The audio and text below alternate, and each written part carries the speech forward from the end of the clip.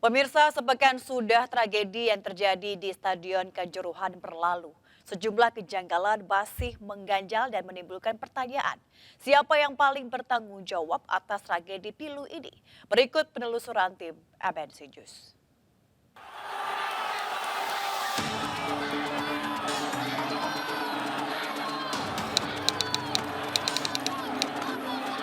And part of that, of course, Gila said some of the following images disturbing.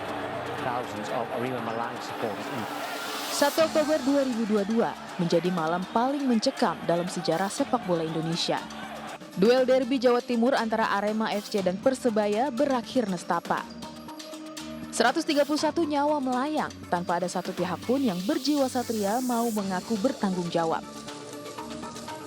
Pada laga ini Persebaya berhasil menundukkan tuan rumah Arema FC dengan skor 2-3. Ini adalah kemenangan pertama Persebaya di kandang Arema FC sejak tahun 1994. Kekecewaan Aremania dengan memasuki lapangan dan meluapkan kesedihan lantaran tim kebanggaan mereka kalah jelas bukan tindakan terpuji. Namun langkah represif aparat pun tidak dapat dibenarkan. Tim MNC News mencoba melakukan penelusuran terkait tragedi yang menjadi duka bangsa ini. Sederet kejanggalan turut menyelubungi kelamnya Stadion Kanjuruhan pada akhir pekan lalu. Salah satu hal yang paling banyak disoroti adalah penggunaan gas air mata yang diduga menyebabkan kepanikan penonton yang ada di dalam stadion.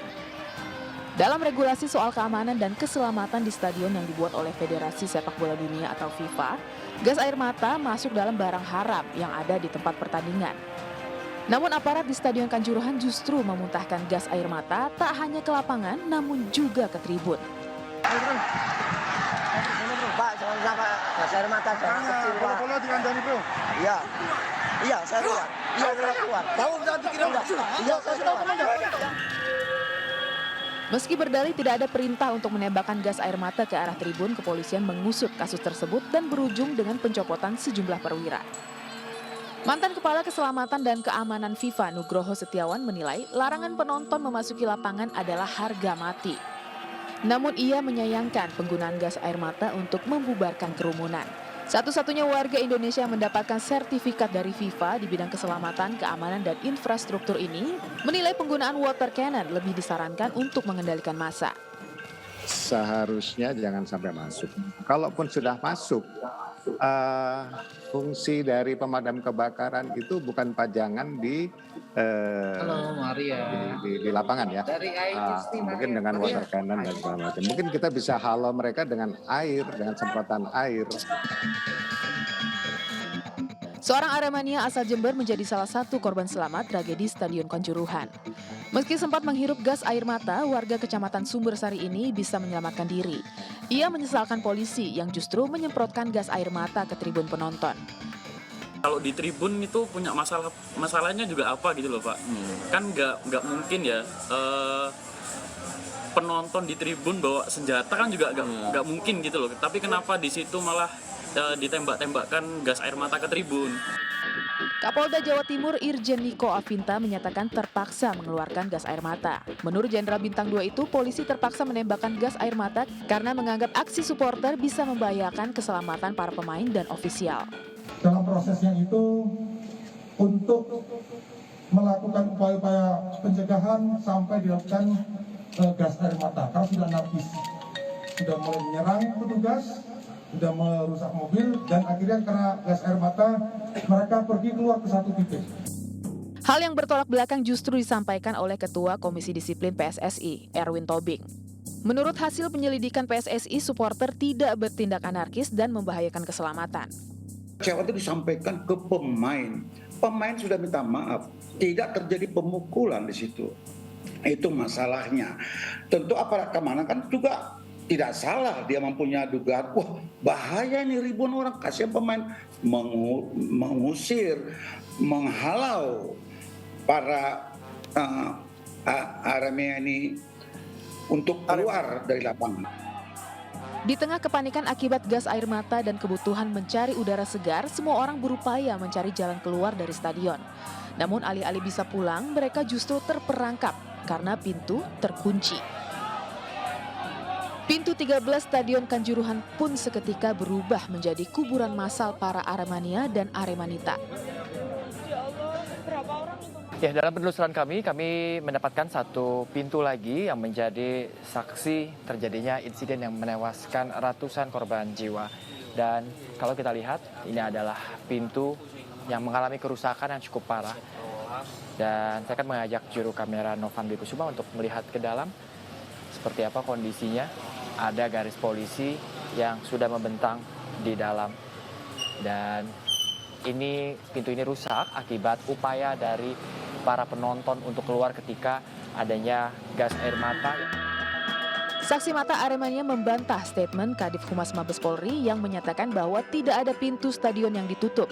Kelompok supporter yang saat itu di lokasi bersaksi bahwa mereka sempat keluar stadion di menit 85, lantaran pintu stadion masih terbuka. Namun kembali masuk saat mendengar jeritan. Naas, supporter itu justru tidak bisa keluar kembali karena pintu stadion yang sudah terkunci. Menit 85 itu sudah keluar. Nah, dalam posisi keluar itu pintu keluar di gate 13, pintu 13 itu kondisinya masih terbuka. Masih ada aparat keamanan, ada polisi, ada tentara, ada portir itu juga masih ada. Saya keluar sebentar, tiba-tiba tahu-tahu dari luar itu ada tembakan gas air mata. Lagi ke pintu 13 tadi, tempat di mana saya tadi keluar. Nah, yang anehnya itu dari situ kok pintu itu sudah terkunci, tertutup. Gembok itu gembok hitam segini. Bahkan saya itu yang jebol di pintu 13 itu saya, Mas. Saya sama 3 orang, teman saya itu jebol situ. Kadif Humas Polri Irjen Dedi Prasetyo menyebutkan pintu keluar stadion hanya bisa dilewati oleh 2 orang. Alhasil, banyak penonton yang berdesakan dan terhimpit. Sementara pintu yang terbuka hanya 2 dari 14 pintu. Timbul pertanyaan, mengapa pintu-pintu tertutup, padahal biasanya menjelang akhir pertandingan, pintu stadion sudah dibuka.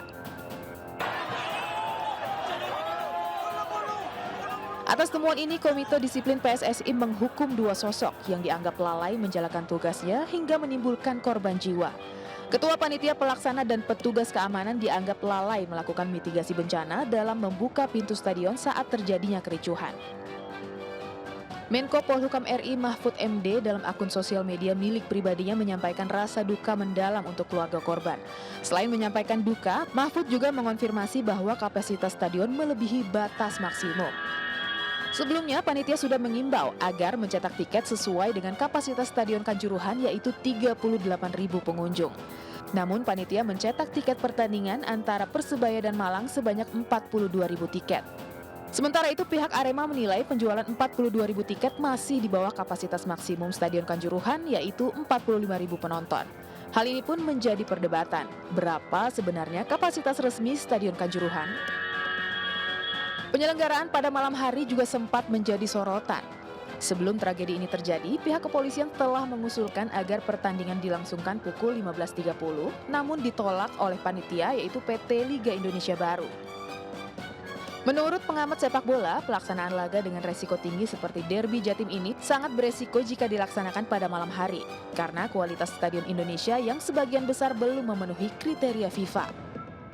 Di Stadion Kanjuruhan, kalau kita lihat pada kejadian ini ya, ini kan terlihat jelas bahwa belum memenuhi persyaratan yang ditetapkan oleh FIFA. Ada standar maksimal, ada standar minimal. Pintu-pintu keluar itu juga termasuk salah satu yang harus dipatuhi ya, persyaratan dari pintu-pintu keluar dari masing-masing stadion. Ya, jadi kalau misalnya kita kemudian menyatakan bahwa kenapa sih tidak sore hari, kenapa dipilihnya malam, boleh-boleh aja sebenarnya mau malam juga ya, sepanjang infrastruktur dari stadion itu memang memenuhi persyaratan, kemudian juga ancaman-ancaman dari bakal terjadinya chaos itu juga bisa diminimalisir gitu ya. Kejanggalan-kejanggalan ini harus dibayar mahal. Ratusan korban meninggal dan ironisnya dalam tragedi ini sebanyak 32 anak-anak tewas, termasuk balita berusia 3 tahun. Komisi Perlindungan Anak Indonesia mendesak pemerintah memberi dukungan terhadap anak-anak yang menjadi korban dan menjadikan tanggal 2 Oktober jadi Hari Berkabung Nasional. Tidak hanya itu, Indonesia juga dibayangi sederet ancaman sanksi FIFA. Ada 7 ancaman mulai menghantui, di antaranya dibekukannya Liga Indonesia selama 8 tahun, dicabutnya keanggotaan Indonesia di FIFA, pencabutan status tuan rumah FIFA World Cup U20 pada 2023 nanti, larangan bermain Piala Asia 2023 dan Piala Asia U20, pengurangan poin FIFA, larangan adanya penonton untuk Liga Indonesia, dan larangan bermain di AFC Cup dan Liga Champions Asia. Sementara itu, hingga kini sejumlah sanksi dijatuhkan. Komisi Disiplin PSSI memberikan sanksi kepada Arema FC dan pelaksana pertandingan terkait tragedi Kanjuruhan.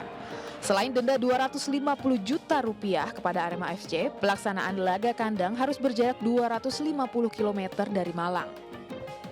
PSSI memutuskan untuk menghentikan penyelenggaraan Liga 1 sampai batas waktu yang tidak ditentukan.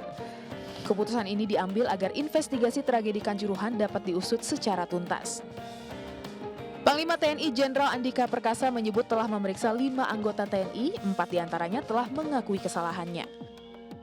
Kita juga sedang memeriksa unsur pimpinan, karena mereka ini kan sersan 2 ada 4 orang dan prajurit 1 orang. Nah, kita memeriksa juga yang lebih atasnya. Prosedur apakah yang mereka lakukan? Apakah mereka sudah mengingatkan dan seterusnya. Ini sampai dengan tingkat komandan batalionnya yang ada juga di situ. Jadi kami terus, ini juga satu bentuk evaluasi, karena nggak boleh terjadi. Berarti kan briefing, penekanan tentang batas kewenangan TNI dalam bertindak walaupun kita BKO, itu berarti tidak berjalan. Sementara itu, Polri juga telah memeriksa sejumlah anggotanya dalam tragedi Kanjuruhan. 28 anggota Polri itu diduga melanggar kode etik dalam pengamanan insiden berdarah di Stadion Kanjuruhan. Supporter Arema FC Aremania pun ajukan somasi terbuka.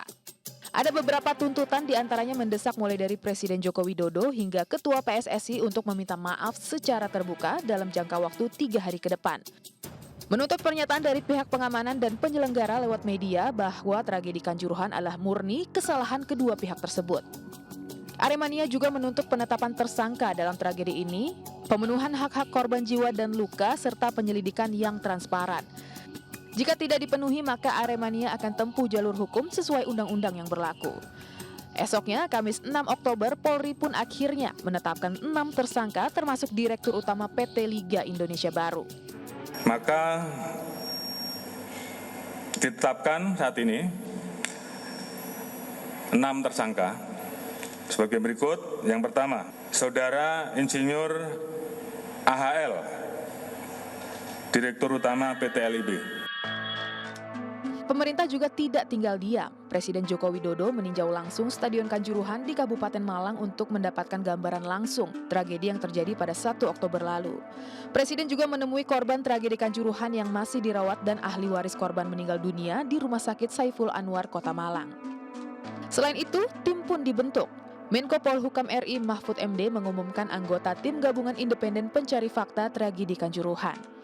Tim akan bekerja maksimal hingga 1 bulan ke depan untuk mengungkap semua pihak yang bertanggung jawab dalam tragedi Kanjuruhan. Hasil investigasi serta rekomendasi akan diserahkan ke Presiden. Lebih dari sekedar jumlah korban, tragedi Kanjuruhan diharapkan menjadi cerminan ketulusan pemerintah dalam membenahi sepak bola tanah air. Penyelenggara liga sudah dipidana, panitia pun sudah disanksi. Namun, bagaimana dengan PSSI? Pantaskah ratusan nyawa melayang hanya dibalas permintaan maaf tanpa pernah berhenti hilaf? Sudah terlalu sering tragedi hanya berakhir dengan kata-kata empati. Usut tuntas hingga semua jelas.